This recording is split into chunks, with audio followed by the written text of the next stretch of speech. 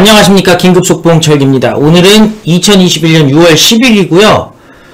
아침 뉴스 7시 뉴스 시작하도록 하겠습니다. 어제는 제가 윤석열 총장 오랜만에 사실상 첫 공개 행보 실황 중계를 해드렸고요.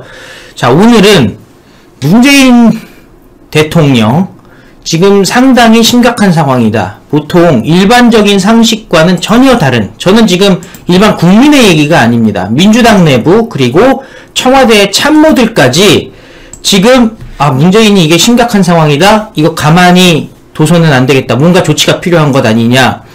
일단 이렇게 되니까 김부겸이 안정을 얘기하고 나왔습니다. 김부겸 입에서는 안정밖에 없습니다. 그럴 수밖에 없죠. 대한민국이 큰 혼란에 빠질 수밖에 없는 상황으로 지금 들어가고 있습니다. 그 이유는 양정철 때문도 아니고 김정숙 때문도 아니고 문재인 자신이 주변을 믿지 못하는데, 심각하게 믿지 못하겠다는 겁니다. 심지어 여기저기 전화해서 이재명 편도 들지 말고, 그리고 정세균이나 이낙연 편도 들지 말고 나와 함께 순장조로 남자, 끝까지 나랑 같이 있어줘라고 부탁을 한다고 하는 겁니다. 자, 이 얘기 조금 이따가 소개해 드리고요. 일단 여러분들께 어제 있었던 윤석열 총장 얘기 잠깐 소개해 드리고 지금 심각한 문재인의 상황에 대해서 말씀드리도록 하겠습니다. 자, 윤석열 총장이 퇴임 이후 어제 첫 공식 행사를 참석했습니다. 입당 질문에는 제가 가는 길 보면 알 것. 사실은 어제 제 영상 보시면 되는데 이렇게 넘겨가면서 보시면 되거든요. 다 있습니다. 다 있으니까 실제 보시고, 그럼에도 불구하고 제가 그냥 정리된 조선일보 기사 좀 소개 좀 해드리겠습니다. 윤석열 총장이 지난 3월 퇴임 이후 처음으로 공식 행사에 참석했는데 국민 여러분의 기대와 염려를 제가 다 경청하고 알고 있다. 지켜봐달라고 얘기를 했습니다. 자, 뭐 이런 사진들 보시면 알겠지만은 아주 그냥 난리가 났었죠. 오늘 처음으로 제가 이렇게 나타났는데 제가 걸어가는 길을 보시면 다 아시게 될 것이다 얘기했습니다. 한일 무장운동을 펼친 우당과 그 가족의 삶은 엄혹한 망국의 현실에서 나라를 구하기 위한 노블레스 오블리주의 생생한 상징이다. 한 나라는 그 나라가 배출한 인물들 뿐만 아니라 그 나라가 기억하는 인물들에 의해서 존재를 드러낸다 라고 얘기를 했습니다. 노블레스 오블리주가 뭐겠습니까? 결국에는 지도층들이 앞장서서 국가를 위해서 몸을 바쳐라 그 얘긴데, 지금 문준용이라든지 아니면은 김정숙이라든지 문다혜라든지 보면은 개인의 이익을 위해서 움직이고 있잖아요. 노블레스 오블리주랑은 전혀 관계가 없는 움직임을 하고 있기 때문에 이거는 뭐 대놓고 문재인 일가를 깐 겁니다. 그리고 지지자들은 윤석열 총장이 취재진과 이야기를 나눈 동안 윤석열 대통령을 연호했고, 반대 세력은 소리를 질렀다. 이거 거짓말입니다. 왜냐면은 저 방송 보시면 알겠지만은 일부 좌파 유튜버들이 있긴 했습니다만 쫄아서 소리도 못 질렀어요. 어쨌든 거의 윤석열 판이 됐고요. 그러다 보니까 어떻게 됐습니까? 오세훈 시장이 윤석열 총장 환영합니다. 앞으로도 자주 모셔야 되겠습니다. 서울시 행사에 이렇게 취재 열기가 뜨거운 적은 처음이라고 얘기했죠. 이게 어제 사실은 그 남산 예장공원 개장식이었고, 그 개장식이 결국에는 뭐냐면 오세훈 시장이 2009년부터 준비했던 남산 르네상스에 마침표를 찍는 날이었는데, 마침 윤석열 총장이 오다 보니까 그 오세훈 시장의 성과물이 아주 대단한 취재 열기로 홍보가 되게 됐으니까 오세훈 시장 입장에서는 기분이 좋죠. 앞으로 자주 모시겠다고 얘기를 했습니다. 이게 일단 어제 그 얘기고요. 그 현장 스케치는 어제 제 영상 보시면 돼요. 많은 분들이 보셨지만은 또 생방송으로만 많이 보시고 추가로는 잘 안 보시더라고요. 그래서 좀 길지만은 보시면은 현장의 상황과, 제가 평상시 같으면은 막 짧게 잘라가지고 편집을 했을 텐데 그냥 그대로 뒀어요. 그대로 둔 이유가 여러분들 처음부터 끝까지 쭉 보실 수 있도록 뒀으니까 한번 많은 관심을 두고 어제 영상 다시 봐주시기 바라겠습니다. 자, 오늘은 윤석열 총장 재판이 있습니다. 정직 징계가 부당하다라고 소송을 냈는데요. 보통은 이제 사직서를 내고 나면은 소송을 취하하던가 하겠죠. 근데 윤석열 총장은 명확하게 하겠다. 내가 잘했는지 잘못했는지, 내가 정직을 받을 만한 일이었는지, 만약에 추미애가 위법한 짓을 한 건지, 이것을 법원에서 판단해달라는 거죠. 법무부는 추미애 재직 시절인 작년 11월 윤석열 당시 검찰총장을 직무에서 배제하고 같은 해 12월 검사징계위원회를 열어서 2개월의 정직 처분을 내렸습니다. 이후 장관 제청을 거쳐서 문재인이 당일 재가해서 효력이 발생했습니다. 그래서 정직 취소 소송은 결국에 징계 취소 소송은 문재인을 향한 그 소송입니다. 물론 일단은 법무부 장관을 상대로 냈지만은 결재를 문재인이 했기 때문에 문재인을 향한 소송이기도 합니다. 인정된 징계 사유는 주요 사건 재판부 사찰 의혹 문건 작성 배포, 그리고 채널A 사건 관련 감찰방해, 채널A 사건 관련 수사방해, 정치적 중립 위반 등 4가지였는데요. 이에 윤석열 총장은 직무배제 징계 처분에 대해서 집행정지, 효력정지를 신청했고 처분을 취소하라는 취지의 본안소송도 함께 제기했습니다. 법원은 윤석열 총장의 집행정지 신청을 모두 인용을 했는데요. 징계 사유 쟁점별로 본안소송에서 추가로 다툴 여지가 있지만 당장은 징계를 멈출 필요가 있다는 게 법원의 판단이었습니다. 1차적으로 법원은 윤석열 총장 편을 들어줬지만 본안소송에서 확실하게 탁 박아버리겠다는 겁니다. 그래서 효력정지 여부를 결정할 때는 징계로 회복하기 어려운 손해가 발생할 우려가 있는지가 주요 쟁점이었던 반면에 본안심리에서는 징계의 정당성 여부가 주된 쟁점이 될 것으로 보입니다. 윤석열 총장 측은 법무부가 내세운 징계 사유가 사실과 다르고 절차적으로도 위법하고 부당하게 이루어졌다고 주장하고 있습니다. 그러나 법무부는 윤석열 총장에게 중대한 비위가 있어서 징계가 불가피했다는 입장인데, 중대한 비위가 있었으면은 집행정지도 통과가 되지 않았겠죠. 윤석열 총장이 어제 저녁에, 그러니까 오늘 조간 기준입니다. 동아일보에다가 LH 사태는 특검해야 된다. 어물쩍 넘기면 국민이 질책할 것이라고 얘기를 했습니다. 윤석열 총장은 더불어민주당의 부동산 불법 거래 의혹에 대해서 수사권도 없는 국민권익위에서 조사를 했는데도 국민들이 놀랄만한 결과가 나왔다. 이제는 국민들은 이미 여야가 합의된 특검을 통해서 전모가 밝혀지기를 기대할 것이라고 얘기를 했습니다. 그리고 어제 제가 걸어가는 길을 지켜봐달라 하면서 본격적인 정치 행보를 예고했다고 하는데요. 자, 윤석열 총장, 한국토지주택공사 사태는 4.7 재보선 전에 특검 수사로 가는 걸로 여야가 합의된 사안이라면서 국민들이 다 그렇게 기대하고 있었는데 다 잊어먹었다고 생각하나 라고 얘기를 했습니다. 어물쩍 넘어가면 국민들의 실망, 질책을 뒷감당하기 어려울 것이라고 강조를 했습니다. 재보선 직전에 여야는 국회의원에 대한 전수조사 및 LH 사태에 대한 특검 실시에 대해서 공감대를 이뤘지만 합의서를 쓰거나 국회 처리까지는 이르지를 못했는데요. 윤석열 총장은 LH 사태와 여야 정치인들의 부동산 의혹까지 모두 특검을 통해서 밝혀야 한다는 제안을 해서 대선주자로서의 차별화를 시도했습니다. 여야 동시에 까보자. 그래서 옥석을 가리자는 얘기죠. 윤석열 총장 같은 경우는 1가구 1주택 유지하라고 그 정부에서 방침이 정해지니까 바로 팔았다는 거 아닙니까? 그 본인 집도 아니죠. 기본적으로 본인은 돈이 별로 없으니까요. 부인이 돈이 있어가지고 부인 재산이라서 그런 건데 집도 다 1가구 1주택 하래니까 다 1가구 1주택 했어요. 그 노블리스 오블리제 얘기도 그렇게 꺼내냈고, 그리고 존 F 케네디의 얘기도 꺼냈습니다. 자, 이런 상황, 상당히 지금 심각한 상황인데 지금 문재인 씨가 지금 입장이 하여튼 복잡해지고 있어요. 일단 이혁진, 옵티머스 주범들 1심 재판 끝나가는데 과거에 이제 SNS에서 윤석열 총장을 계속 도피 중에도 공격했던 게 이혁진이죠. 지금도 해외 도피 중인데요. 미국에서 김치 사업을 계속 하고 있다고 합니다. 법무부, 국내 송환 의지에 의문이 있다. 이거 돌아오는 순간 다 난리가 나죠. 옵티머스 펀드 사기 사건 1심 재판이 끝나가고 있지만 70억 원대 횡령, 조세 포탈 등 혐의로 금감원에 고발됐다가 미국에 도피 중인 이혁진 전 옵티머스 대표의 국내 송환은 이루어지지 않고 있습니다. 법무부는 미국 당국을 상대로 이혁진에 대해서 범죄인 인도 청구 절차에 돌입했다고 밝혔지만은 이혁진은 최근 자신이 운영하는 미국의 김치 판매 업체 사이트에 7월 입고 김장떡 김치 예약 주문 등의 글을 올리면서 여전히 김치를 팔고 있다고 합니다. 법조계에서는 법무부의 송환 의지가 있는지가 의문이다라는 지적이 나왔습니다. 최근에 김재현은 옵티머스 대표 김재현은 4조가 구형이 됐고요. 그 외 다른 사람들 합쳐서 14조가 구형이 돼 있습니다. 무기징역이죠. 무기징역의 벌금이 4조 단위죠. 그런데 당연히 이혁진 문제가 있습니다. 근데 이혁진 지금 도망을 갔어요. 근데 이혁진이 뭐 했습니까? 문재인 캠프의 금융정책 특보를 지냈습니다. 사기꾼이 문재인 캠프에서 금융정책을 다뤘다는 거죠. 그래서 횡령, 조세 포탈 등으로 검찰 수사 대상인데도 문재인의 베트남과 아랍에미리트 순방을 동행을 했습니다. 그리고 같이 순방을 갔던 정부 인사들을 상대로 구명 로비를 시도했다는 의혹도 받았다고 합니다. 만난 사람들 중에는 현직 대통령 비서실장인 유영민 당시 과기부 장관이 있습니다.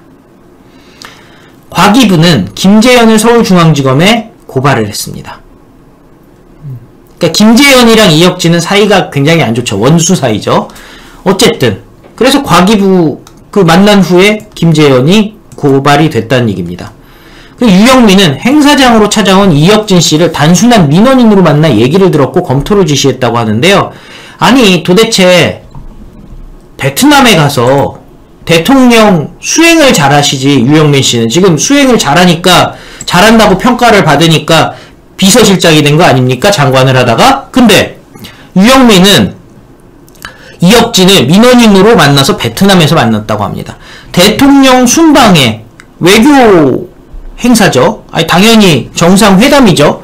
그러면 그런 상황에서 베트남 순방에 민원인을 만난다. 이것도 말이 안 되는 거죠. 그랬더니 지금 송환을 해야 되는데도 이 사람은 오히려 자기가 7, 8월쯤에 한국에 입국해서 진실을 밝힐 것이다. 이 사람들은 사기꾼의 말에 귀를 기울입니다. 자, 그런데 자 이제부터 문재인의 심각한 문제들이 하나 둘씩 터지기 시작합니다. 청와대 이용구의 폭행을 알고도 법무차관으로 임명했다. 동아일보에서 단독으로 나왔습니다. 이용구 윗선 개입은 없었다라는 게 잠정적인 결론이다라는 보도가 나왔었죠. 근데 알고 봤더니 청와대가 이용구 폭행 사건 알고 있었다고 합니다. 그러고도 임명했습니다. 그게 밝혀지고 있습니다. 이용구를 차관으로 급하게 임명했었죠. 일단 뉴스 소개해드리고 앞뒤 얘기 좀 전달해드리도록 하겠습니다. 법무부에서도 알았다고 합니다. 그런데 경찰은 수사 과정에 외압은 없다고 하고 외압 부분에 대해서는 무혐의라고 얘기를 주장하기 시작했습니다. 자, 2020년 11월 6일에 이용구가 택시기사를 폭행했습니다. 술 마시고 목 조르고 입에 담을 수 없는 욕을 했죠. 11월 8일 혹은 9일에 이용구가 추미애의 보좌관과 통화를 합니다. 자, 이 추미애의 보좌관 언제나 문제가 되죠. 추미애 나는 몰랐다 보좌관이 했다. 심지어 자기 아들 일도 보좌관이 하는 게 추미애입니다. 어쨌든 경찰은 그 후에 11월 9일에 통화를 한 후에 공수처장 후보 추천 명단에서 이용구가 제외가 됩니다. 그러니까 이 시점에 폭행 사건이 있었다는 걸 알았을 가능성이 매우 높죠. 그리고 11월 16일에 이용구 사건에 대해서 경찰이 내사 종결을 통보합니다. 11월 16일 이후 어느 시점에 청와대가 폭행 사건을 알게 됩니다. 그런데 12월 1일에 추미애가 문재인에게 임명 요청을 하고요. 12월 2일에 이용구를 임명합니다. 그러니까 추미애와 문재인도 이 사건을 알고 있었다는 거죠. 중요한 거는 청와대가 폭행을 알고도 이용구를 차관 임명했다는 겁니다. 정밀 인사 검증 없이 강행이라는 비판이 나오는데요. 정밀 인사 검증할 게 없고요. 최근에 폭행으로 문제가 돼서 공수처장 후보에서 법무부에서 뺐답니다 얘기가 나오면은 임명하면 안 되죠. 기본이죠. 경찰의 입장. 부정한 청탁이나 외압 사실은 없었고 대상자들 모두 외압 또는 청탁 행사를 부인했다. 그래서 경찰은 청탁이 없었다라고 수사 결과를 발표해버렸습니다.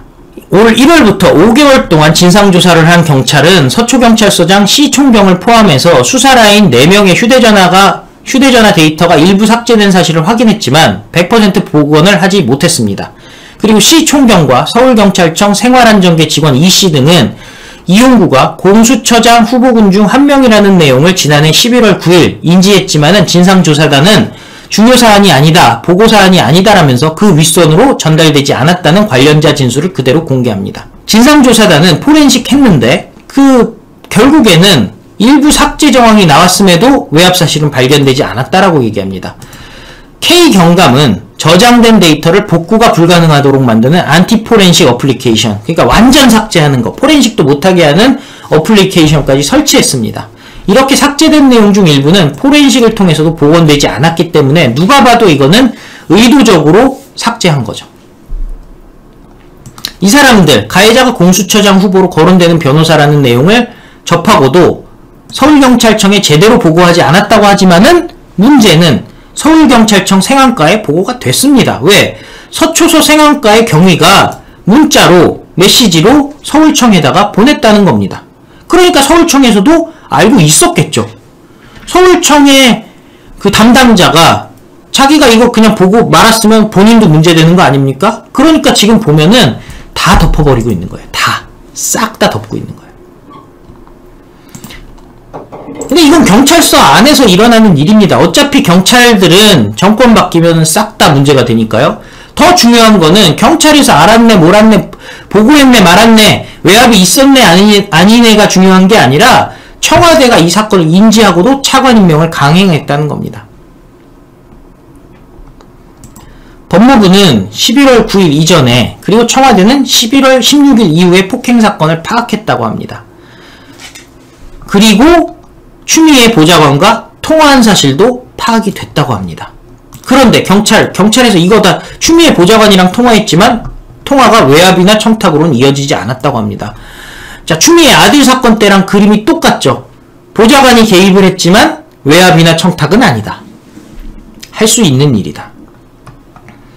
참여연대 수사 담당자 한 명만을 송치해서 꼬리 자르기라는 비판을 피하기 어렵게 됐다. 경찰 지휘라인을 통해서 외압이나 부정한 청탁이 있었는지 추가 조사나 수사로 확인할 필요가 있다. 자, 김호수가 하겠습니까? 안 합니다. 김호수는 짜고 치는 겁니다. 검찰의 추가 조사 쉽지 않습니다. 정권을 교체하고 8.15의 저자들을 끌어내리는 것만이 저자들을 단죄하는 일입니다. 정권만 바뀌면은 어렵지 않은 수사입니다. 굉장히 쉬운 수사입니다. 정권만 바뀐다면. 자, 그런데 정말 중요한 게 있어요. 문재인에게 여러 가지 문제들이 하나둘씩 터지고 있다는 것 자체가 문재인의 문제는 아닙니다. 문재인이 지금 멘탈이 무너지고 이성적인 판단을 못한다는 것이 드러나고 있습니다. 도대체 어떻게 이런 일이 있을 수가 있을까요? 라고 주변에서도 얘기를 하고 있다고 합니다. 주변에서도 받아들일 수 없는 일. 도대체 무슨 일이기 때문에 주변에서 받아들일 수 없을까요? 기본적으로 문재인이 주변에 대한 신뢰를 잃어버렸습니다. 심각하게 불신을 하다 보니까 이상행동이 나타나기 시작합니다. 자, 문재인이 제목은 이렇게 뽑았어요. 중앙일보가. 근데 내용을 보면은 모골이 소면해집니다. 청와대 출신들이 대선 캠프 가지 말라고 금지령을 내렸다고 합니다. 그래서 최재성이나 강민석이 러브콜을 거절했다. 여기까지가 제목입니다. 근데 그 내용을 보면요, 굉장히 심각한 상황입니다. 문재인이 청와대 출신 인사들에게 대선 경선 캠프 참여 금지령을 내렸다고 합니다. 자, 이재명한테도 가지마, 정세균한테도 가지마, 이낙연한테도 가지마, 그 외 대통령을 꿈꾸는 사람들한테 줄대지마. 금지령을 내렸어요. 근데 그 금지령을 내린 방법이 이상합니다. 청와대 내부 사정에 밝은 한 여권의 핵심 인사. 그러니까 문재인에 대해서 지금 반감을 갖고 있는 민주당 사람이라고 보시면 됩니다. 이거 중앙일보에 폭로를 한 거예요. 문재인이 청와대를 떠나는 정치인 출신 참모들에게 일일이 전화를 했답니다. 당부를 했답니다. 대선 후보가 결정될 때까지는 절대로 특정 후보 캠프에 가지 말라라는 취지로 지시에 가까운 당부를 했다고 합니다. 자, 캠프에 참여하지 말아라고 원칙을 정해서 비서실장이 전체에게 이렇게 그 전체 공지를 내린다던가 지시를 내린다던가 이게 아니라요, 정치인 출신 참모들에게 문재인이 직접 얘기를 했다는 거예요. 대선 후보가 결정될 때까지 특정 후보 캠프에 가지 말라고 지시를 한 거예요. 자, 일단 여당에서는 이렇게 얘기하죠. 대선 후보 경선에 문심 논란이 개입될 여지를 차단하기 위한 조치다. 근데 문심 여지를 차단하기 위한 것이다. 문심 논란, 그러니까 문재인의 마음이 어느 쪽으로 가 있다라는 논란을 차단하기 위해서다라고 얘기하지만, 그럴 거면은 공개적으로 유영민이 시켜가지고 발표하면 돼요. 언론에다가도 공개할 수 있는 내용입니다. 감춰야 될 내용이 아니에요. 언론에다가 어떻게 하면 됩니까? 정치적 중립성을 위해서 어떤 캠프에도 들어가지 말라고 지시했다라고 그냥 공개적으로 얘기하면 되는 거예요. 근데 그게 아니라 유영민을 통한 게 아니라 문재인이 직접 청와대에 있는 참모들한테 직접 얘기를 해서 너 절대 가면 안 된다. 믿을 수가 없어. 그게 뭐겠어요? 유영민한테 시켜서 통보하는 것, 지시하는 걸로 영이 안 쓸 거라고 스스로 생각하고 있는 거죠. 지금 피해의식, 불안감이 스스로를 감싸고 있는 겁니다. 청와대 고위관계자, 비문으로 분류되던 송영길 대표가 당선되던 지난달 더불어민주당 전당대회 때도 문재인과 청와대는 일체의 개입을 하지 않았다. 굳이 할 얘기가 아니죠. 예. 솔직히 말씀드리면 개입을 하면 표가 더 떨어지죠. 이거는 기본입니다. 근데 송영길이 당대표 되는데 개입을 안 했다라는 얘기를 굳이 하는 거 뭐겠어요? 반대로 얘기하면은 송영길이 대표 되는데 반대 활동을 했다라는 증거죠. 이는 대선 경선을 치러야 할 여당 지도부 선출에 청와대의 입김을 최대한 차단하기 위한 것이다. 굳이 송영길 얘기한 건 뭐냐면요. 송영길에 대해서 개입을 안 했다고 주장하는데 송영길 말고 다른 사람들은 다 친문 후보였죠. 그리고 반문이라고 보긴 뭐하지만은 친문의 핵심이 아닌 표들이 송영길에게 표가 몰렸죠. 송영길 반문은 아닙니다, 여러분들. 이거는 잘 아셔야 돼요. 세상에 반문이 어디 있고 친문이 어디 있습니까? 문재인 사이에. 그냥 다, 민주당은 다 친문이죠. 그냥, 대깨문이죠.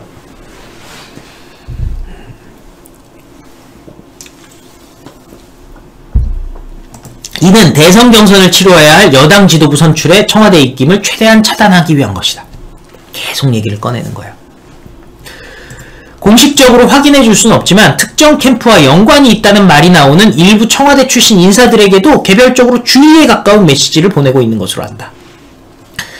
자, 특정 캠프와 연관이 있는 사람에게. 근데 막상 여러분들 생각해 보세요. 문재인이 자, 부산시장 선거 때 어떻게 했죠? 보궐선거 때 부산까지 내려가가지고 가덕도에 대해서 강조를 한다던가 이러면서 선거 개입을 했던 사람이에요. 원래 적극적으로 선거 개입을 하는 사람입니다. 김경수, 재판 개입도 하죠. 김경수에 대해서 김경수 경남을 찾아가서 김경수를 옆에 두고서는 김경수 노골적으로 재판에 개입하려고 했던 게 문재인이고요. 송철호 찾아가지고 송철호 정책에 대해서 칭찬을 해주면서 노골적으로 송철호를 보호하려고 하는 게 문재인입니다. 그럼 지금 어떤 일이 벌어진 거예요? 결국에는 이재명에 대해서 견제구를 날리는 겁니다. 지금 이재명 쪽으로 갈아타려고 하는 청와대 사람들한테 직접 경고를 줬다는 겁니다. 이거 주의에 가까운 메시지가 뭐겠어요? 특정 캠프가 뭐겠어요? 너 이재명이랑 요즘 논다며? 조심해라. 최재성이 정세균을 돕는다는 언론 보도가 나오자 왜 이건 오픈하겠어요? 왜 이건 오픈하겠어요? 정세균은 신경이 안 쓰이는 거예요. 그러니까 최재성이 정세균 돕는다는 언론 보도가 나오자 특정 캠프에 합류했다는 기사는 사실이 아니다. 정치인 최재성이 진심으로 모신 정치인은 문재인이 유일했고 마지막이 될 것이다. 아, 그럼 최재성, 노무현은 진심으로 안 모셨다는 얘기죠? 이 정도의 무리수까지 최재성이 둬야 될 게 뭐겠어요? 주의가 나왔기 때문이죠. 최재성 외에 강민석 등 최근 청와대를 떠난 인사들도 민주당 대권주자의 러브콜을 같은 이유로 모두 거절하고 있다고 합니다. 청와대 참모 출신들을 영입하려는 각 캠프의 움직임은 친문의 지지를 의식한 측면이 강하다고 합니다. 청와대 관계자도 문재인도 이러한 의도를 잘 알고 있기 때문에 청와대를 떠난 참모들의 거취까지 민감한 입장을 유지하는 것이다. 너 절대 이재명한테 가면 안 돼. 문신이 특정 후보로 갔다는 말이 나오지 않게 해달라는 요청을 여러 채널을 통해서 여당 의원이 듣고 있다고 합니다. 일각에서는 비문이라는 이유로 이재명 배청론도 나오지만 문재인은 오히려 이재명을 배려해서 균형을 맞추려 한다는 느낌이 들 때가 적지 않다. 그저 굳이 이재명 얘기를 꺼내기 시작하죠. 그러니까 민주당이 지금 분열하고 있어요. 이 분열이 심각해지는데요. 이거 굉장히 중요합니다. 왜냐? 당이 깨지면은 민주당이 이길 마지막 하나의 방법도 사라지기 때문입니다. 다른 핵심 인사들, 지자체 관련 정책 결정 때 문재인이 참모를 따로 보내서 이재명에게 직접 설명하도록 한 적도 있다고 합니다. 자, 문재인이 결국엔 뭐겠습니까? 너 이재명한테 가지 마는 메시지를 던지지만은 또 이재명 눈치도 보고 있는 거죠. 그 다음에 문재인이 정치 사안 자체와 거리를 두려는 움직임도 보이고 있다고 합니다. 자, 감옥 가기 싫다는 건데, 자, 정치적 활동으로서 대통령이 되는 거잖아요. 대통령이 정치인입니다. 근데 정치적 사안 자체와 거리를 둔다? 이거는 문재인이 책임을 회피하려고 하는 거죠. 근데 회피가 안 되죠, 대통령은. 임기 마지막 해에는 정치보다 정책적 성과에 주력해야 된다면서 정치적 움직임과 거리를 둔다고 합니다.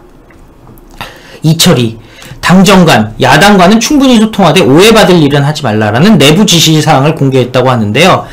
자, 검사 인사는요, 박범계가 제청을 하지만 결국 결재는 문재인 씨 당신이 하잖아요.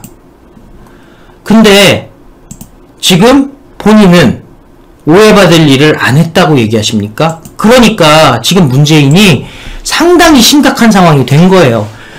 지금 오해받을 일을 많이 했어요. 이성윤을 진급시켰잖아요? 호검장으로? 그게 오해받을 일이에요. 근데 오해받을 일은 하지 말아라. 대선 국면으로 들어가게 되면 청와대가 무심코 한 일도 오해받을 수 있고, 그러니까 그 이성윤을 고검장 시킨 거는 무심코 한 일이라는 거죠. 선거 개입으로 비칠 수 있기 때문에 그것은 2번, 3번 생각해보고 극도로 자제하라고 강조했다고 합니다. 이정수를 중앙지검장 앉힌 거 선거 개입입니다. 그죠? 이거 2번, 3번 생각해보고 극도로 자제하라. 본인은 자제를 안 하고 있으면서, 본인은 이상한 행동을 하고 있으면서 남들에게는 자제하래요.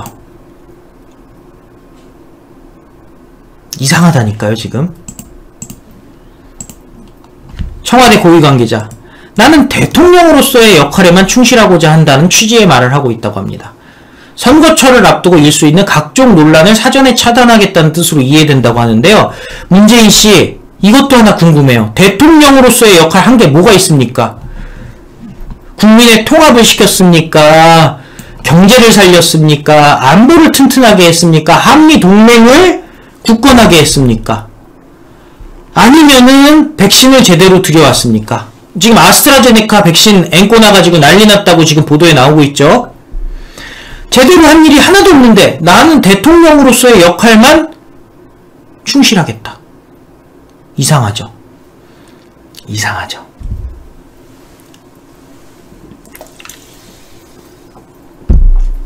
근데 중요한 게 이거예요.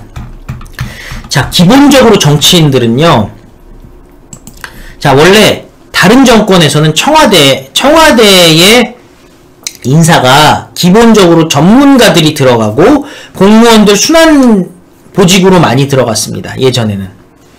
그렇기 때문에 이건 소위 말하는 그 정무직 자리잖아요. 그래서 무슨 근로기준법에도 제한도 안 받아요. 여기 청와대. 그러니까 공무원이 파견 나간 사람들은 제한을 받겠지만은 그 대통령이 내리 꽂아놓은 청와대 직원들은 제한을 안 받아요. 이게 뭡니까? 근데 자, 이 사람들은 기본적으로 정치인이기 때문에 당연히 선거가 제일 중요해요. 그래서 총선이나 지방선거를 앞두고는 사표를 내고 나가서 자기가 출마를 합니다. 출마할 때 어떻게 했어요? 문재인이 엄청나게 밀어줬었죠. 다 기억나지 않습니까? 그리고 당연히 대선이 다가오면 이 사람들은 새로운 주군을 찾아서 떠나는 게 기본이에요. 본인이 직접 출마하는 거 아니라면. 근데 문재인이 가지 말라고 한 거예요. 순장. 너는 순장조야. 그걸 직접 일일이. 그리고 소문이 도는 사람들한테는 주의를 줬다는 겁니다. 너 가지 마. 본인도 정치를 해봤고 많이 하진 않았죠. 잠깐 했죠. 잠깐 했지만은 그 대통령은 정치 행위를 하는 겁니다. 대통령의 모든 행위는 정치 행위인데 정치 안 하려고 거리를 두고요.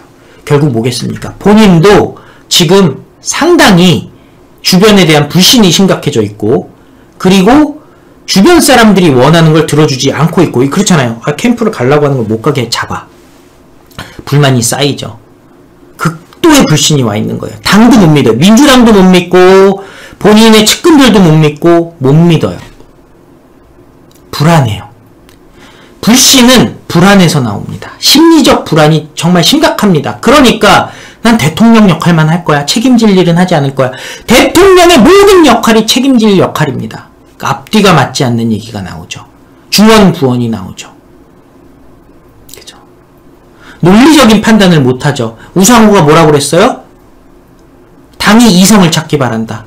이성 잃은 행동들이 지금 나오고 있다라고 주변에서 지적하고 있는 거예요. 이성을 잃었다는 건 뭐죠? 정확한 판단을 못한다는 거죠. 근데 중요한 게 이게 있어요. 주변 사람들을 믿지 못하잖아요. 그럼 주변 사람들이 역시 문재인을 믿지 못하게 됩니다. 처음에는 너 이재명 캠프 가려고 그랬지. 너 정세균 캠프 가려고 그랬지. 너 이낙연 캠프 가려고 그랬지. 야, 지금 이렇게 어려운데 네가 나를 버리고 캠프 가서 너는 잘 먹고 잘 살고 나는 감옥 가게 하려고? 이거거든요. 자, 딱 집어서 얘기합니다. 네가 이낙연 만나고 다닌다며, 너 정세균 만나고 다닌다며, 너 이재명 만나고 다닌다며. 그러면은 자, 이게 뭐랑 비슷해지죠? 예전에 궁예 얘기가 나왔었죠? 관심법입니다. 관심법이 시전이 되는 거죠. 마군이 얘기하면서 너 마군이 꼈니? 마군이가 낀 것이야. 너 왕건한테 붙었구나. 이거죠? 그러면은 이제 자, 지혜로운 지혜롭다기보다도 처세를 잘하는 사람들은 뭐라고 합니까? 처세를 잘하는 사람들은 어찌하셨나이까? 제가 죽을 죄를 줬습니다. 제가 패하는 소릴 수가 없군요. 이렇게 나가는 겁니다. 그러면은 허허허 웃으면서 허허허 그래 알았다. 다시는 실수하지 말거라. 이렇게 되죠. 역시 나는 틀리지 않았어. 근데 이제 저 절대 이재명이랑 연락한 적 없고요. 근데 문재인은 지금 이재명이랑 연락하고 있잖아요. 뒤에서. 그러면 이제 분노를 사게 되죠. 딱 관심법이 지금 나오기 시작했어요. 이게 뭡니까? 최후로 가고 있다는 증거입니다. 예전에 문재인 궁예 해가지고 기사도 조선일보에서 나왔었잖아요. 제가 소개해드렸었는데 장제원 의원도 작년에 얘기했었네요. 그죠? 이렇게 장제원, 문재인 대통령 궁예 정치 벗어나야 콘크리트 무너지는 소리 안 들리나. 근데 이거는 어쩔 수가 없어요. 불안이 심화되면 궁예도 막판에 불안이 심화된 거예요. 불안이 심화된 거예요. 불안이 심화되면은 관심법을 쓸 수밖에 없어요. 왜냐면은 비이성적으로 본인의 옳음을 인정받으려고 하는 게 찔러보고서는 내 말 맞지라고 물어보는 거예요. 그러니까 안 맞다고 하면 네 죄를 네가 알렸다 하고서는 이제 응징을 해야 되는 거고요. 이게 심각한 거예요.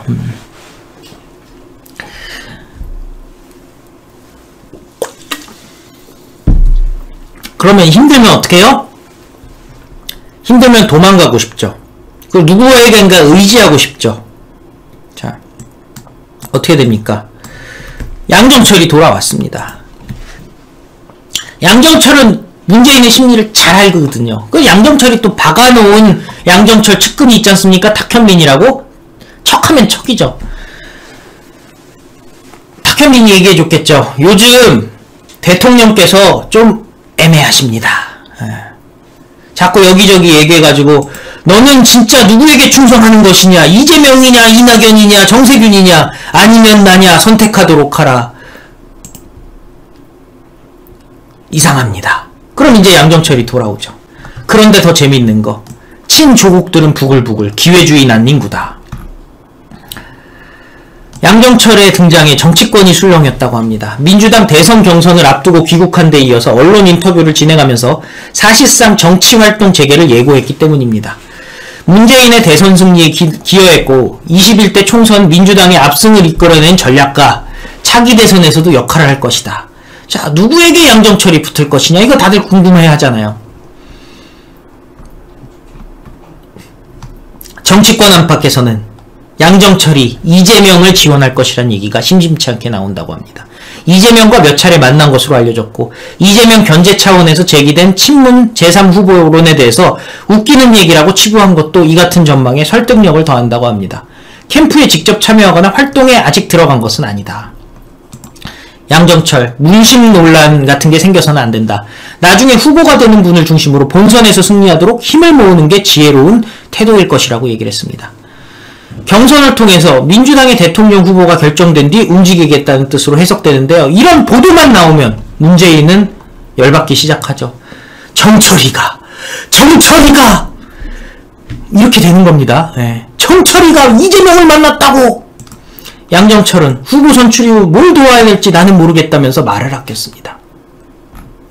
친조국 강하게 반발하고 있다고 합니다. 윤석열 총장을 문재인에게 추천한 인물로 양정철이 지목되고 있기 때문입니다. 조국에 대해서 책을 꼭 냈어야 되는지 당에 대한 전략적 배려심이 아쉽다라고 얘기한 것 때문에 윤석열 총장과 양정철이 친한 거 아니냐는 말이 나오고 있습니다. 황희석, 남들은 몸에 칼을 맞으며 맞짱을 뜨고 있을 때 한 번도 자기 몸을 던져가며 싸우지 않고 뒤에서 세력 판도, 전략 같은 말장난으로 치장한 채 자신의 정치적 영향력 유지를 위해 계산기만 두드리던 눈치백단 기회주의 민주당 난민구 모습. 예, 양정철을 깠고요. 김용민, 낙곰수 김용민도 조국의 반대에도 불구하고 윤석열을 추천한 것은 양정철이다. 조국에게 가장 미안해야 할 사람이 양정철이라고 했다고 합니다. 양정철의 조국 비난은 가장 비열한 선거철 구직 활동이다. 온라인 커뮤니티, 풀 메이크업하고 보수 언론 인터뷰를 한 것이 무엇이냐. 어느 캠프를 가도 후보에게 마이너스가 될 것이다. 조국, 칼에 찔리고 배인 상처가 터져버리지 않도록 펜으로 꿰맨 것이다. 라고 양정철을 깠습니다. 자, 양정철 움직임이 심상치가 않죠. 당연히 문재인 심각합니다. 자, 양정철 니가 가라. 하와이를 시전해서 미국을 보냈죠. 미국에 좀 가 있어라. 니 형수가 너 싫어한다. 너 왜 형수한테 형수 그만 좀 나대시오 라고 했냐. 근데 막상 양정철이 돌아왔어요. 아이 푹 쉬다 와라 이랬는데 일찍 돌아온 거예요. 심각하죠 상황이. 그러자 어떻게 됩니까? 김정숙 입장에서는 주변과 문재인을 차단하고 본인의 얘기를 집중적으로 할 시간이 필요합니다. 김정숙, 양정철 돌아오면 스트레스 받습니다. 손혜원 보고 또 난리를 쳤겠죠. 야, 혜원아 이거 어떡하니? 이 정철이 또 왔다 야. 쟤는 아직까지 나보고 형수라고 하잖아. 어? 아, 반말도 중간에 찍찍 섞어서 해. 아니 어떻게 내가 영부인인데 어떻게 나한테 그러니? 뭐 이런 거 아닙니까? 그러니까 김정숙은 결단을 내리죠. 문재인이 6월 11일부터 18일까지 일주일간 유럽을 가는데요. 동행을 합니다. 이제는 김정숙의 시간입니다. 문재인도 지금 이 복잡한 세상, 나는 대통령은 정치인의 대표적인 인물임에도 불구하고, 핵심임에도 불구하고, 정치적 행동의 최상층에 있는 사람임에도 불구하고, 난 이제 정치랑 거리를 둘래. 관심법을 하도 쓰다 보니까 스트레스 받죠? 아유, 유럽에 바람이나 쉬다 와야지. 근데 정숙이는 따라갑니다. 따라가야죠. 밀착 마크를 해야 되는 겁니다. 정철이 다시 들이면 안 돼요. 자, 이 정도 되면 이제 그래도 왜 저기 궁예는 그 좀 이렇게 이제는 이제 그 태조 왕건에서 여인 천하로 들어가기 시작하는 거죠. 여인 천하로 들어가기 시작하는 겁니다. 이 집은 너무 좀 티피컬해. 예.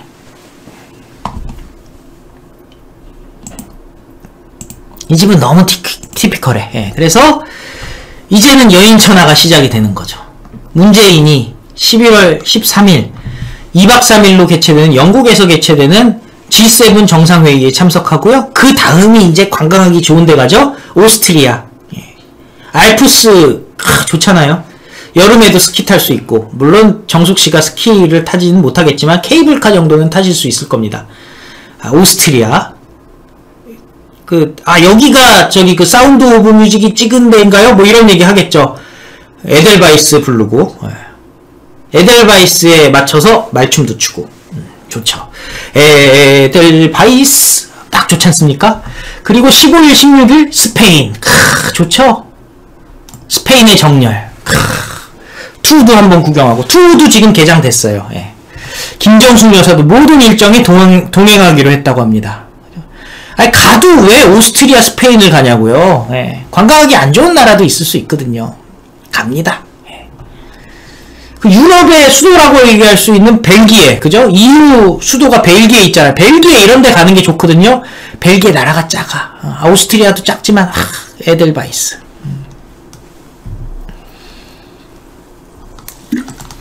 박경미 청와대 대변인, 문재인 대통령은 12월과 13일 이틀간 열리는 G7 확대회의 3개 세션에 참석해서 한국판 뉴딜 경험을 공유할 예정이다.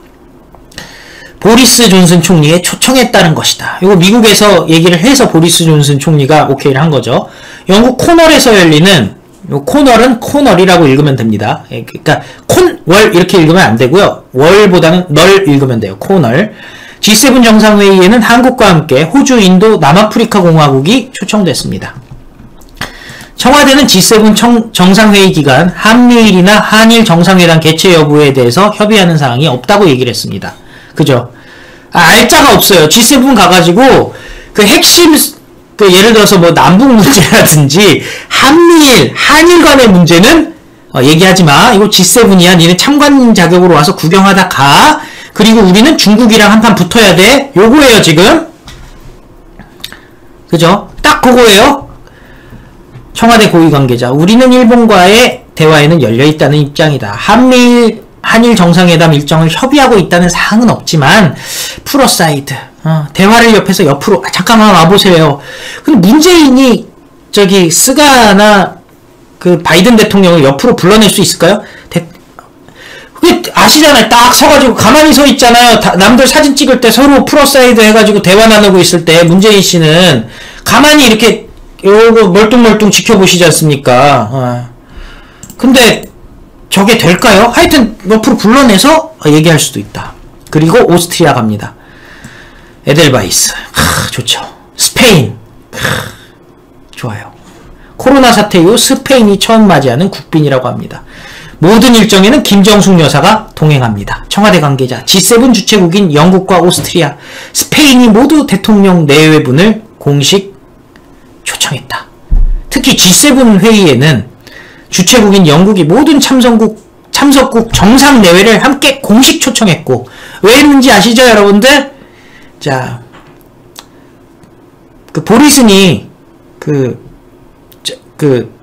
보리스 존슨이 최근에 결혼했잖아요. 한 30살 어린 여자, 20몇 살 어린 여자랑 결혼했지 않습니까? 그래서 이번에 한번 데뷔를 시켜야 되니까 불렀죠. 부르니까 가야지 어쩌겠어요. 근데 그러면은 G7만 가도 될 텐데, 오스트리아도 가고, 스페인도 가고, 보리스 젊은 부인도 만나고, 뭐 그런 거죠. 예. 근데 이거예요. 지금 이 사람들 이렇게 가는 이유, 김정숙 옆에서는 모든 행사에 동행한다라는 게 뭐겠어요? 정철이 때문에 스트레스 받는다니까요. 자, 그리고 또 중요한 얘기 있어요. 중요한 얘기가 뭐냐? 자, 한일 정상회담, 한미일 정상회담에 대해서는, 자, 한미일 정상회담은 미국에서 하자고 했는데 문재인이 그렇게 되면 한미 정상회담에 홍보 효과가 사라지니까 절대 안 된다고 강력하게 반대를 해가지고 한미일 3국 정상회담 못했다는 거 아닙니까? 스가 총리가 바로 날라올 수 있는 상황이었대요. 근데 그거 안 된다고 해서 못했다는 거예요. 근데 이번에도 그 얘기 안 하겠다는 거거든요. 왜 그 얘기 안 하겠습니까? 다 이유가 있죠. 문재인에게는 이유가 있어요. 한중 외교장관이 통화를 했습니다. 시진핑 조기 방안을 계속 추진한다고 했습니다. 자, 한미일 정상회담을 하는 순간에 시진핑한테 찍혀서 시진핑이 방안을 안 하죠. 이 사람들은 스토리가 있다니까요. 물론 이 스토리를 보시려면 긴급속 봉철기를 보셔야 됩니다만은 스토리가 있어요. 정의용 외교부 장관과 왕이 중국 외교부장은 어제 늦게 전화통화를 가졌어요. 왜? 어제 G7에 참석한다고 발표가 났죠. 이번 G7의 주요 의제는 결국 뭡니까? 중국을 향해서 G7이 연합해서 싸우자예요. 중국과 싸우는 전선을 갖추자가 G7의 목표입니다. 그러니까 어떻게 됐어요? 전화하죠. 정의용이 왕이한테. 왕이 무섭잖아요. 문재인 보면 툭툭 치고. 자, 정의용이 전화를 합니다. G7에 이번에 가는데 노여워하지 마세요. 지난번에 한미 정상회담 때도 중국에 보고한 것이 알려졌었죠. 그죠? 중국에 보고한 것이 알려졌었잖아요. 지난번 한미 정상회담 때도. 이번에도 똑같아요. G7에 가서 미국도 만나고 일본도 만나고 영국도 만나야 되는 상황 아닙니까? 대중국 전선이 형성이 돼야 되는 상황이니까 정의용이 또 전화를 한 거예요. 왕이한테. 왕이 얼마나 무서워요. 그래 전화했어요. 그리고서는 내년 수교 30주년을 맞이는데, 자, 한중 관계의 심화 발전이 중요하다는 인식하에 코로나 상황이 안정돼 여건이 갖춰지는 대로 시진핑 국가주석의 조기 방안을 위해서 계속 소통해 나가기로 했다고 하는데, 자, 코로나 여건과 관계없이 문재인 정상회담 잘하고 있죠. 잘하고 있어요. 중국은 지금 이런 상황에서는 못 만나겠다고 얘기를 하는 거예요. 한국 안 오겠다고 얘기하는 거예요. 아니, 코로나 지금 몇 명 나오지도 않아요. 우리나라 솔직히 다른 나라에 비하면. 방역수칙을 국민들이 워낙 알아서 잘 지키니까. 그죠? 근데 시진핑이 안 오는 이유는 코로나 때문이 아니라고요. 그리고 시진핑이 들어오는데 코로나 걸리게 둡니까? 진짜로 다 완전히 완전히 차단하고 약을 갖다가 아마 막 분무기를 뿌리고 난리가 칠 거예요. 안 걸려요. 안 오는 거예요. 왜? 너 한미정상회담 했대더라? 야, 나 그렇게 얻어먹었다더라? 너 이번에 G7 가네? 반중전선에 또 동참할 거야? 아니고요. 아예 오해를 하지 마시고요. 이거예요. 근데 전 진짜 궁금한 게 있어요. 시진핑 방안이 그렇게 중요해요? 시진핑이 방안을 하면 떡이라도 줍니까? 근데 하나는 있어요. 보통 어떤 정치적으로 성공하려는 정치인은 일찍부터 외국 라인을 키워야 돼요. 강대국의 라인이 하나 이상은 꼭 있어요. 간단한 게 있거든요. 뭐 중국 라인, 러시아 라인 별로 의미가 없어요, 이제는. 근데 이제 저자들은 그동안은 무슨 라인이 중요했습니까?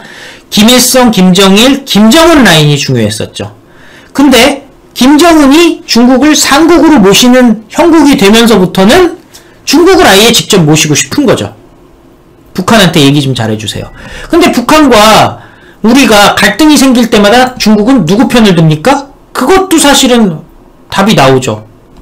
중국은 북한 편을 듭니다. 단 선거에 영향을 끼칠 수는 있겠죠. 이러저러하게.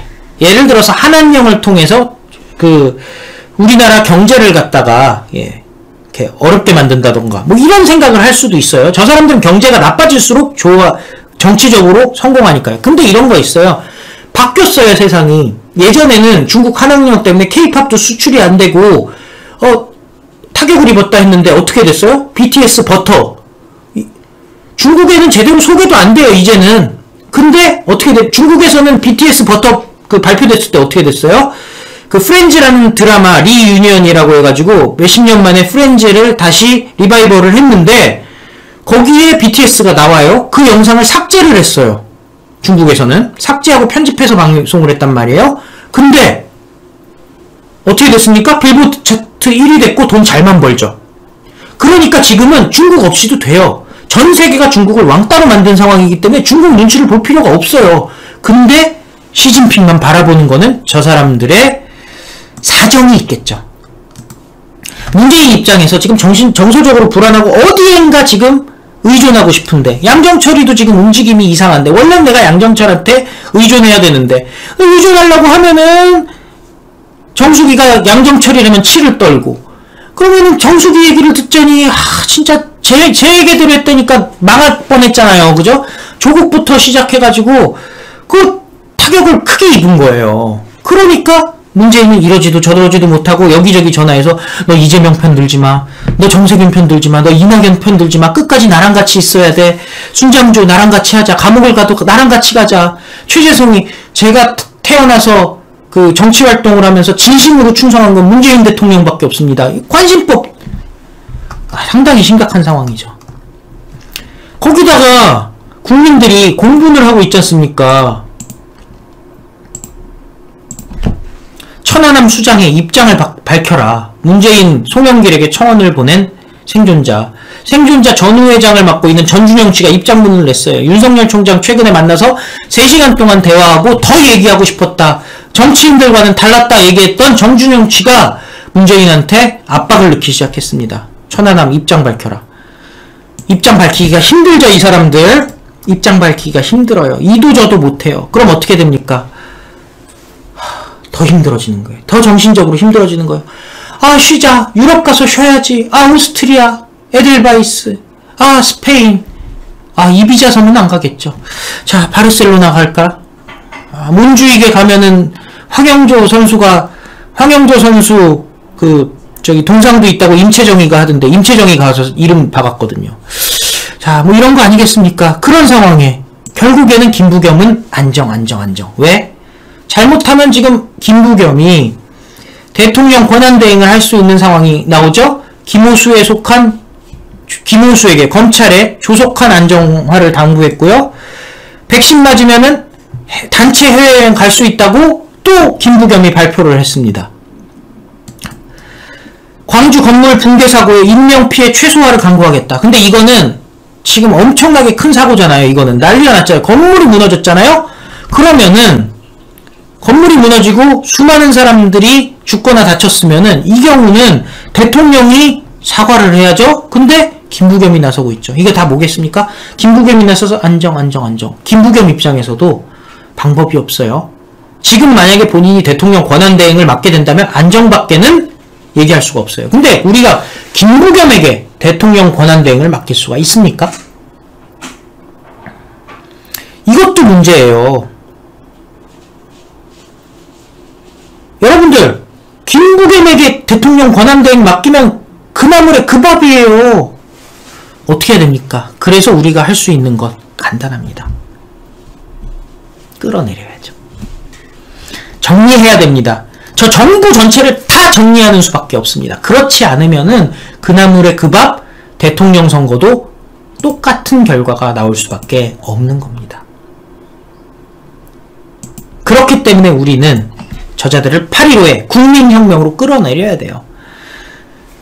지금 기존의 야당 믿고 싶어도 믿을 수가 없어요. 윤석열 총장도 왜 거리두기를 자꾸 하겠습니까? 국민의힘과? 왜 국민의힘에 입당한다는 얘기에 대해서 입당 안 한다라고 선을 걷겠습니까? 믿을 수가 없는 거죠. 이준석 입만 열면은 해서는 안 될 막말들을 하고 있습니다. 토론회에서 막말뿐만이 아니라 그 저속한 말들, 일부러 2030 결집시키려고 2030들이 온라인에서 쓰는 말들을 막 하고 있습니다. 심각한 상황입니다. 그런데 어떡합니까? 여론조사 해보면 과반 이상이. 근데 사실 생각해보세요. 그 여론조사라는 게 당원 투표, 그러니까 전당대회를 여론조사가 그 7대3에 30%가 여론조사가 들어간다. 그리고 일반인들 여론조사 자꾸 언론에서 하는 거. 이거 문제 있는 거예요. 전당대회가 뭡니까? 당원들이 해야 되는 거 아니에요? 당원 100%로 해야 되는 게 정상이에요. 당원은 수십만 명이 투표를 해요. 그죠? 수십만 명까지 투표할 수 있어요. 수십만 명이 투표를 해요. 근데 여론조사는 뭐예요? 플러스 마이너스 몇 점일 해가지고 1000명, 2000명, 3000명 여론조사하고 그 결과가 퍼센트로 들어가 버리는 거예요. 말이 안 되는 거죠.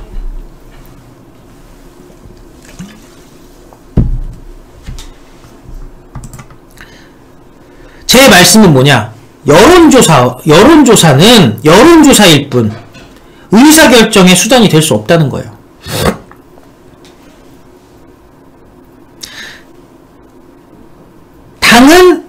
전당대회는 당원이 해야 되는 거고, 그죠? 대통령 선거는 국민이 해야 되는 거고. 근데 국민과 유리되고 있죠, 국민의힘이. 믿을 수가 없죠. 윤석열 총장도 들어가기 싫다고 하죠. 어떡합니까? 8.15에 우리는 문재인 정권 끌어내려야 되고, 문재인 정권을 끌어내린다는 것은 무엇까지 의미하느냐? 김부겸 대통령 권한대행도 못하게 김부겸도 같이 끌어내려야 된다는 거예요.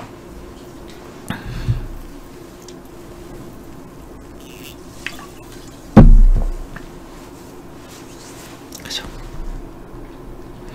지금 또 어떻게 됐습니까? 문재인 지금 마지막으로 전해드릴 소식, 문재인 지금 또 멘붕에 왔어요. 그동안 공을 들였던 김정은 심각한 상황이 또 됐습니다.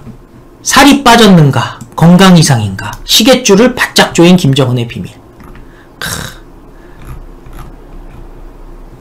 시계줄 조인 길이를 보니까 살이 빠졌다는 거죠. NK뉴스, 최근 노동당 정치국 회의에 참석한 김정은이 지난 3월, 지난해 11월 공개석상에 등장했을 때와 대비해 체중이 크게 줄었다. 이에 정보기관들도 주목하고 있을 것이다 라고 얘기했습니다.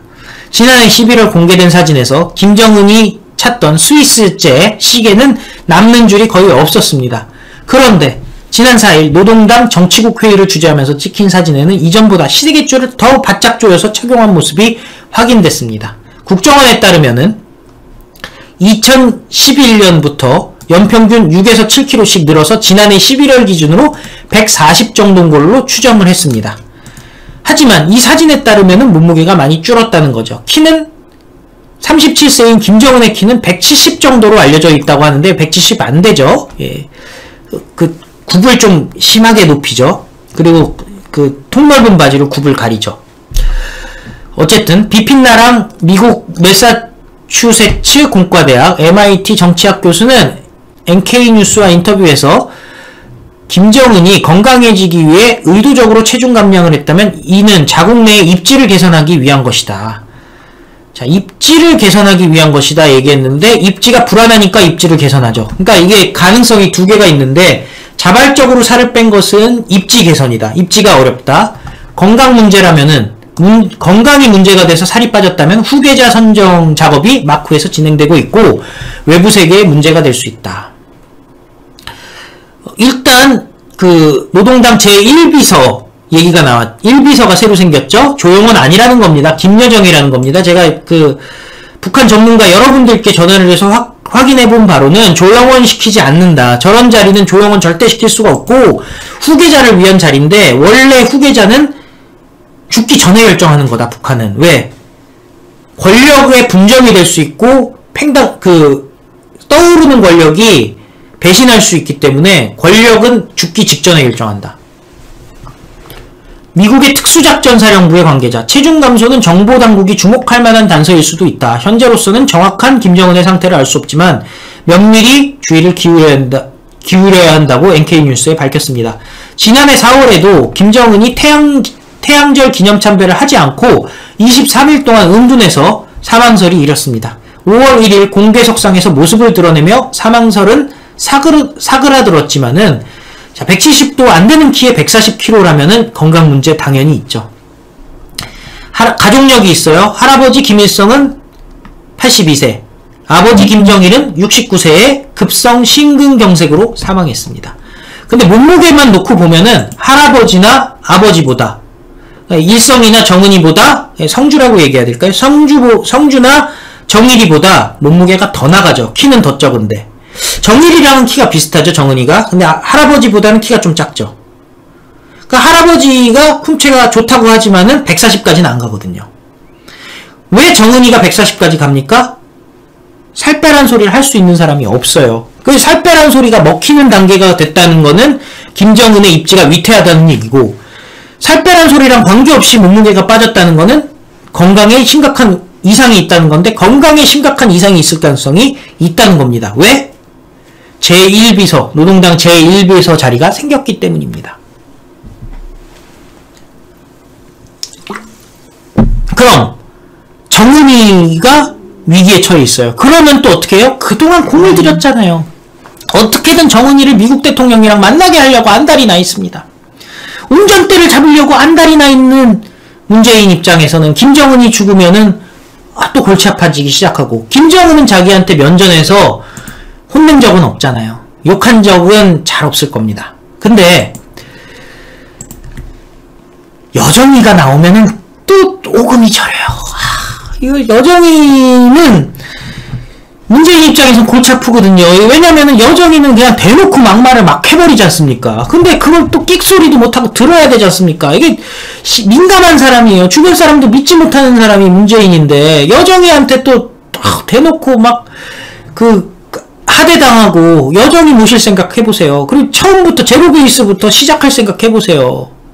여정이가 저희 그 개성공단에 남북연락사무소 폭파했지 않습니까? 그거 끽소리도 못하지 않습니까?